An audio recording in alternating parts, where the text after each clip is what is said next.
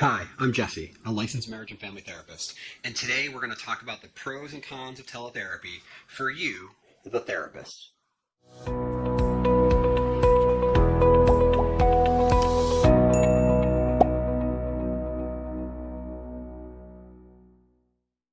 If you're anything like me, you've been doing a lot of teletherapy these days. Since the pandemic started, almost all of my clients have been online.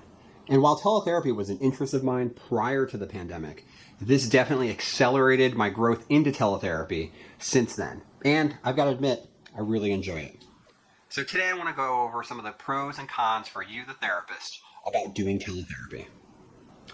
Number one, travel time.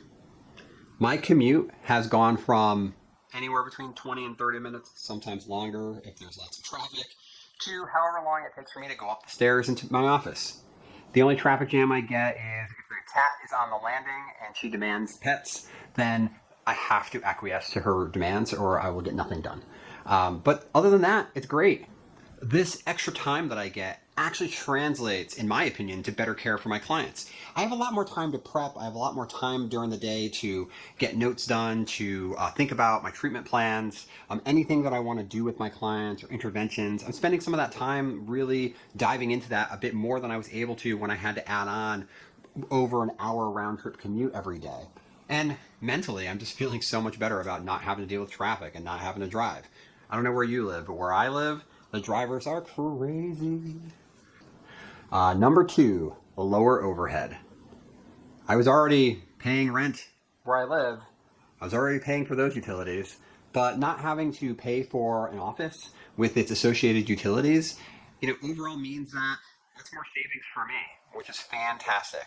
My overhead has gone drastically down as a teletherapist versus someone who has to maintain an office every day.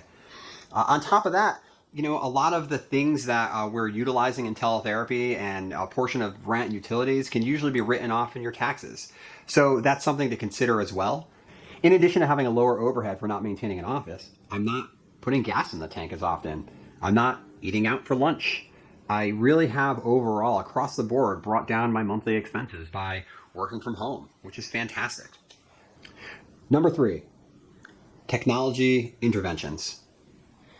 Depending on what platform you're using to do your teletherapy from, there are a lot of tools you can utilize. I sometimes do a screen share where I have somebody watch a video with me that we can discuss, or I screen share an exercise that I want them to do.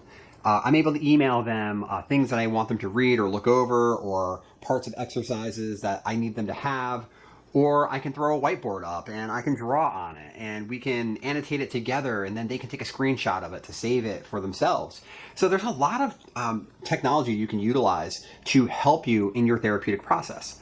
I don't know what your setup's like, but I know I have two screens. So on one screen, I've got my video feed looking at my client and engaging in the teletherapy. And then on the other screen, I can have part of my treatment plan or whatever intervention I might be needing that I want to reference. And I don't have to flip through any pages. I don't have to distract myself with a book or anything. I can give my entire attention to the client. And then on the other side, I've just got my bullet point steps of what I'm doing, the thing I'm doing with them right there. I find it to be really convenient.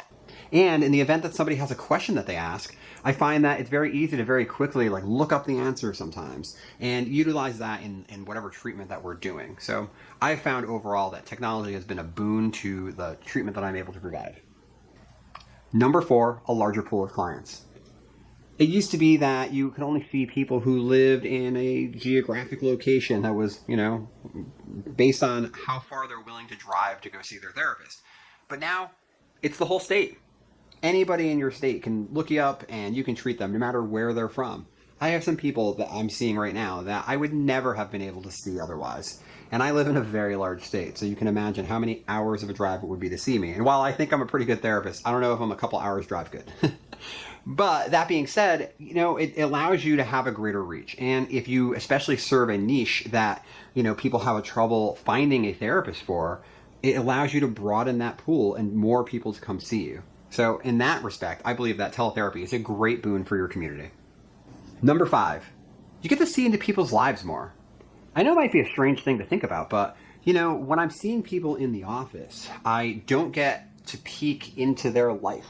Whereas doing teletherapy, I see where people live, and that allows you to make some other assessments that you might not be otherwise able to make. I know when I'm working with kids, I certainly, look and see what's their living conditions that I can see there. You can make certain assessments or certain safety assessments as well, just by being able to get a snapshot into people's lives. Also, I have to admit, I have enjoyed having the pet cameos. I don't know about you, but I have seen so many more cats and dogs than I would have otherwise seen. And I think it's fantastic. And I think it provides a level of comfort for the clients to be able to have their pets there. And my own pet has made a cameo now and then too. Sometimes not at my request, but I can't prevent a cat from apparently being curious of what I'm doing. But that being said, I think that peek into other people's lives is fantastic, and allows us to see a bit more than we would otherwise. And our clients also get a peek into our lives as well, which has its pros and cons. Number 6, comfort. I don't know about you, but I haven't worn pants in months. In fact, I'm not wearing them now. I have really enjoyed doing teletherapy from that level of just personal comfort. I can be in my own space, around my own things, and in the middle of the day when I want to get a snack or have lunch, I'm in my own house with my own food. I found that overall, mentally, I am at a much better space than having to bring lunch in every day and be in an office and be places that I am not living. Being here, I just have the sense of comfort that I really enjoy. So for me, that's just great. I'm just comfortable. Okay, we've gone over the pros, but as you know, there are definitely some cons to doing teletherapy. And I'm just going to explain some of those now. Number 1, technology. For some, it can be a perk. For other people, it's their bane. I have talked to so many therapists about what camera should they have, what headset should they have, what microphone should they have, what kind of laptop should they use, what program should they use to engage in teletherapy, how do they do their notes. There are so many considerations that therapists need to take into account when they're considering doing teletherapy. Everything from the lighting to what's the sound like in my room to what's the speed of my internet connection. There certainly can be a lot of things, and it can be daunting. I will, however, say that most people already own the things that they need to be successful in doing teletherapy. If you're interested in my setup, let me know in the comments below, and I'm willing to share things that I found to be very useful in setting up my teletherapy practice. As well, you want to make sure that you have a reliable way to share paperwork and get paperwork back with your clients. And I've certainly found that not everybody owns a printer. Who knew? But that being said, be prepared to have to help people with that. And there are a lot of different options online for getting people to sign documents and get those things back to you. Number 2, related to technology, is suddenly you're an IT person. I've definitely had to troubleshoot people's internet connections. I've had to figure out quick workarounds when someone couldn't connect for some reason or the quality was really bad. So certainly gauge your comfort level on dealing with those types of things when you consider teletherapy. Overall, I have to say the problems have been fairly minimal. And most people that I'm working with have the things they need to engage in teletherapy, which, at its lowest level is a smartphone. And most people have those. And frequently, a lot of people have a webcam or a laptop that has a webcam built in. So overall, the problems have been pretty low, and the methods that I've been using to connect with people don't require anything in the way of downloading anything on their end. I just give them a link, and they're able to get on to talk to me. Number 3, interventions. I put this as a con because there are definitely some interventions that you might want to utilize that you just simply can't be done over teletherapy, or you have to think a little bit outside the box when attempting to do those. I know some friends of mine who engage in play therapy have had to completely rethink how they approach that when they're working with children, for example. And there are other types of therapy as well that just simply work better when someone's in a room with you. So certainly think about the types of interventions that you like, and remember to think about that as you go into session with someone.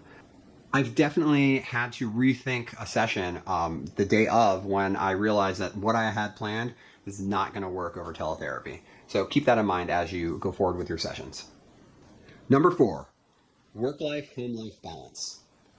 There's something really great about driving to and from work. And I don't mean the traffic. I mean that sense of on the way to work, you're putting on your work face, you're getting into work mode, and then you're at work. And at the end of the day, that ritual, shutting off the lights, locking the door, getting in your car, putting on your favorite podcast, and driving home. And by the time you get home, you're back to being home self, and you're able to put work behind you. When your office is in your dining room or your bedroom or your living room, depending on your living situation, it's much harder to kind of mentally disconnect from work at the end of the day. And you could feel like you're still tuned in to work. Given that a lot of us are working in, a button up and shorts, you're probably not even changing your clothes at the end of the day. I know I used to come home and I'm like, oh, let me get my shoes off, let me get the shirt and pants off and put on something comfy and relax on the couch. But I'm already mostly relaxed throughout my day. I don't change clothes at the end of the day as often as I used to. So that's something to keep in mind. And you might want to figure out ways that you can shut the office door and arrive at home and the time it takes for you to walk down the stairs. Number 5, there's such thing as too comfortable. I'll admit it. I've definitely gone a few days longer without shaving than I normally would if I was seeing people in person. And I have definitely logged on to do a teletherapy session and quickly realized I was wearing a shirt that was a little less than professional. And I don't know the last time I really put on pants. Ugh.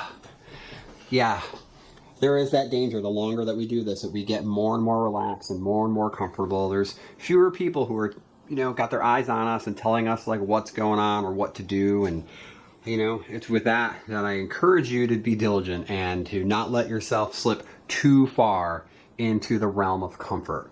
Otherwise, your next sessions are going to be done in your pajamas. And while that might be all fun, we do want to maintain some air of professionalism when we're working with our clients. So comfort's okay, but there is a line too far. Number 6, privacy. Depending on your living situation, it could be very challenging to find a private place to talk to your clients. Do you have roommates? Do you have a significant other who's also working from home? Do you have children who are doing homeschooling?